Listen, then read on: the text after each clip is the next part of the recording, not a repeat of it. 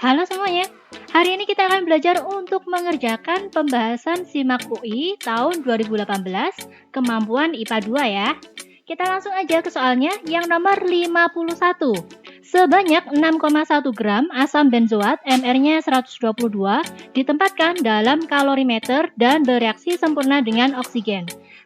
Setelah reaksi berlangsung, terjadi peningkatan temperatur kalorimeter sebesar 1,8 derajat Celcius. Jika kapasitas kalorimeter pada volume tertentu adalah 90 Joule per derajat Celcius, maka kalor pembakaran asam benzoat dalam satuan Joule per mol adalah, nah kalau yang ini kalian pasti udah terbiasa dengan Q sama dengan min M C delta T.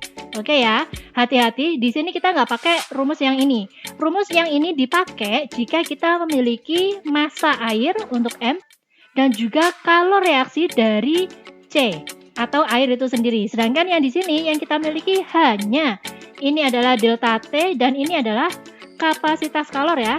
Kapasitas kalor dari kalorimeter. Sehingga yang kita gunakan adalah nilai Q sama dengan min ini C delta T. C yang atas dan juga C yang bawah ini beda. C yang atas ini adalah kalor jenis air, sedangkan untuk yang C yang bawah ini adalah kapasitas kalor dari kalorimeter. Oke ya, berarti bisa kita kerjakan langsung aja. Ini kapasitas kalornya adalah 90 Joule dikali delta T-nya 1,8. Kita punya min 162. Ini saya tuliskan 162, satuannya adalah Joule. Nah, sedangkan yang diminta dengan satuan Joule per mol. Artinya kita harus mencari. Ini kan kita punya 6,1 gram. 6,1 gram itu kalornya sebesar ini. Sedangkan yang ditanyakan untuk 1 mol. Berarti kita cari untuk jumlah mol dari asam benzoat. Ini adalah massa dibagi MR, massanya 6,1 dibagi 122. Nah, kalau yang ini kelihatan ya, ini kalau kita kalikan 2 hasilnya adalah 122. Seperti ini, tetapi karena ini adalah 6,1 berarti ini adalah 0,1 dibagi 2. Hasilnya adalah 0,05. Nah, untuk mendapatkan nilai Joule per mol berarti dari Q yang kita peroleh min 162 dibagi dengan jumlah mol. Berarti ini adalah min 162 dibagi dengan 0,05.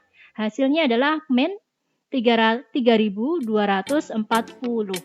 Maka jawabannya adalah yang E ya. Yang nomor 52. Nah, hati-hati. Diketahui pada temperatur 25 derajat Celcius, kita memiliki nilai KSP FeOH3 dan MgOH2 berturut-turut adalah 10 pangkat min 39 dan 10 pangkat min 12. Manakah pernyataan yang benar? Nah, artinya di sini kita harus mencari konsentrasi OH- ya. Caranya gimana? Nah, hati-hati karena di sini untuk FeOH3 kali jika kita uraikan dia akan terbentuk Fe3+ dan 3OH-. Ini terbentuk 4 ion.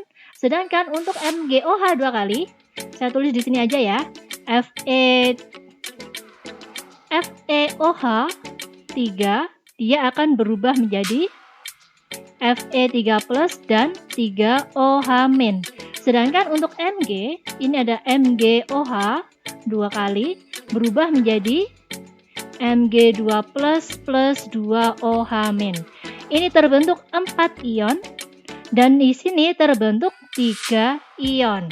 Nah, kalau kayak gini kita tidak bisa langsung membuat kesimpulan bahwa nilai kelarutan dari FeOH3 ini lebih kecil dari MgOH 2 kali, meskipun nanti kesimpulannya seperti itu sih, tetapi kita nggak boleh ya, karena kita punya 4 ion dan juga 3 ion, jumlah ionnya berbeda, sehingga tugas kita harus mencari nilai kelarutannya.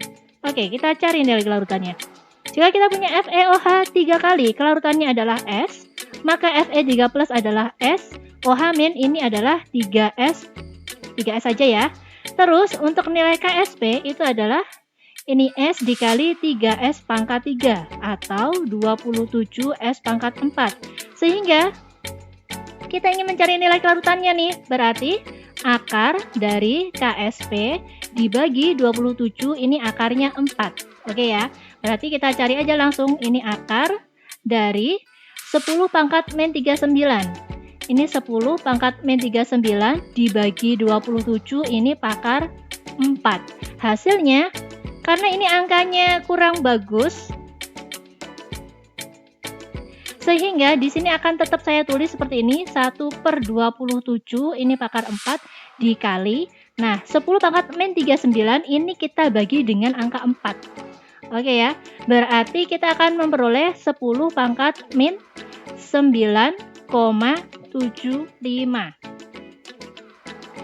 Ini nanti akan kita pakai untuk menjawab apakah yang A, B, C, D, ataupun yang E.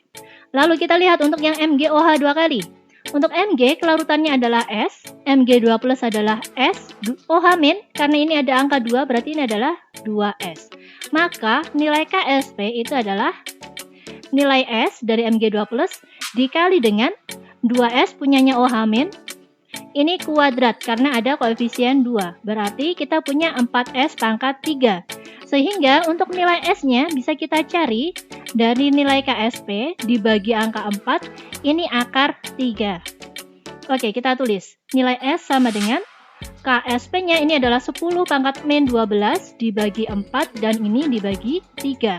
Seperti yang tadi ya, ini tetap saya tulis ini 1/4, ini akar 3. Nah, yang ini, yang paling penting itu adalah 10 kali berapanya, itu yang kita pentingkan. 10 pangkat min 12 dibagi 3 berarti adalah 10 pangkat min 4. Mungkin di antara kalian ada yang bertanya-tanya ya. Di sini kita punya 1/4 akar 3 dan 1/27 akar 4. Kira-kira lebih besar yang mana? Nah, untuk nilai yang ini tidak perlu kalian pusingkan karena yang kita lihat lebih utamanya adalah 10 pangkat min 9,75 atau hampir 10 pangkat min 10 ya. Kita bandingkan dengan 10 pangkat min 4. Ini perbedaannya cukup jauh.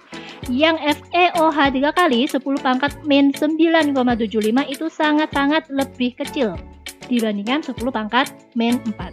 Ini yang akan kita pakai. Kita lihat untuk yang A, konsentrasi ion OH- dalam larutan jenuh FeOH 3 kali sama dengan konsentrasi ion OH-. Nah, kita bisa bayangkan dari konsentrasi OH-, saya tuliskan konsentrasi OH- itu sama dengan 3S, alias 3 dikali dengan angka yang ini. Tetap ya, yang bagian belakang ini adalah 10 pangkat min 9,75. Sedangkan yang di sini konsentrasi OH- itu adalah 2S, yaitu 2 dikali dengan angka yang ini. Tetap belakangnya adalah 10 pangkat min 4. Kelihatan banget ya, di sini kita punya 10 pangkat min 9,75 dan ini adalah 10 pangkat min 4, berarti konsentrasi OH-nya itu berbeda. Kita cek yang B, konsentrasi ion Fe3+ dalam larutan jenuh FeOH 3 kali sama dengan konsentrasi ion Mg2+ dalam larutan jenuh MgOH 2 kali. Berarti kita harus membandingkan kelarutan antara Fe3+ dengan kelarutan dari Mg2+. Kelarutannya bagaimana? Nah, kelarutannya masing-masing ini ya, ini S dan ini juga S. Mana? Ini juga S. Yang nilainya tetap kita pakai yang ini, yang artinya berbeda. Di mana kelarutan dari Fe3+ itu lebih kecil dibandingkan kelarutan Mg2+. Lalu yang C, pada konsentrasi Fe3+ dan Mg2+ yang sama, penambahan larutan KOH akan mengendapkan FeOH 3 kali lebih dulu dibandingkan MgOH 2. Nah, kalau yang ini benar ya, kita lihat di sini ketika ada penambahan KOH yang akan mengendap adalah FeOH 3 kali lebih dulu dibandingkan MgOH 2 kali. Ketika kita menambahkan OH- yang terjadi adalah 10 pangkat min 9,75 ini akan mengendap terlebih dahulu. Oke ya, sehingga jawabannya adalah yang C. Kita lihat, kita cek aja yang D. Pada konsentrasi Fe3+ sama dengan 2 kali konsentrasi Mg2+, penambahan larutan KOH akan mengendapkan MgOH 2 kali lebih dulu. Nah, kalau yang ini tetap ya, karena yang kita lihat adalah kelarutannya ini jauh lebih kecil, maka ini yang mengendap terlebih dahulu adalah FeOH 3 kali. Lanjut yang E, FeOH 3 kali akan mengendap pada larutan dengan pH yang lebih tinggi dibandingkan dengan MgOH 2 kali.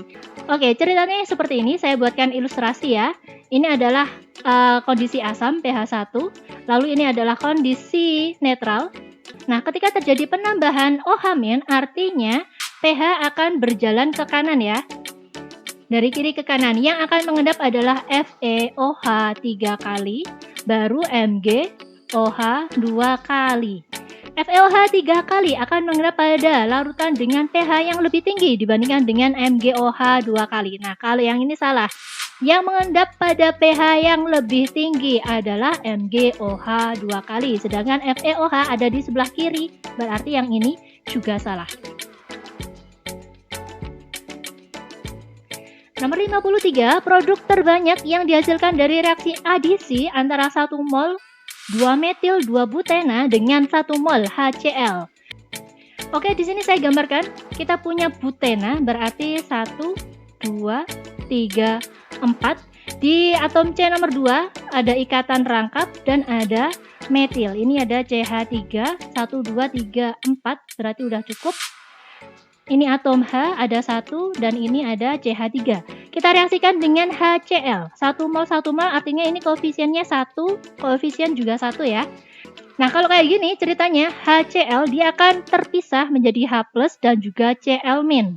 Yang kita gunakan di sini adalah aturan Markov-Nikov, di mana atom H dia akan menyerang atom C yang mengikat atom H lebih banyak. Kita lihat di sini, yang diserang adalah atom C yang memiliki ikatan rangkap, di mana atom C ini yang sebelah kiri dan juga di sebelah kanan, yang mengikat atom H hanyalah yang sebelah kanan, sehingga hidrogen masuknya di sini ya. Lalu yang Cl, dia akan masuk di sini. Artinya yang terbentuk adalah ini CH3, ini atom C, Cl-nya ada di sini, ini menjadi ikatan tunggal. Lalu atom C, H, yang awalnya hanya ada 1 berubah menjadi 2.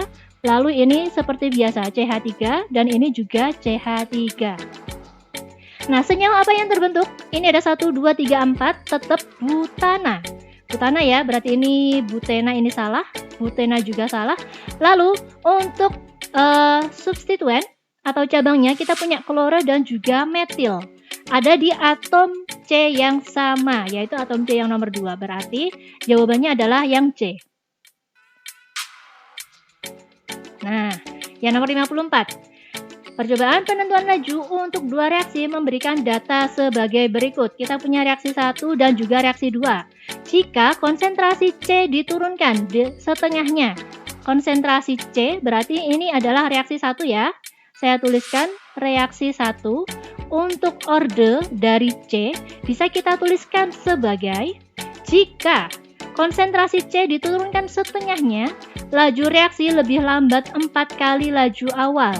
Jika konsentrasi diturunkan setengahnya, kita kasihkan orde, maka laju reaksi akan menjadi lambat 1/4 kali. Kayak gini ya nulisnya, sehingga nilai K bisa kita tuliskan sebagai 2. Ini adalah orde. Lanjut untuk yang reaksi kedua. Kita akan menentukan nilai dari orde untuk M. Kita baca dulu.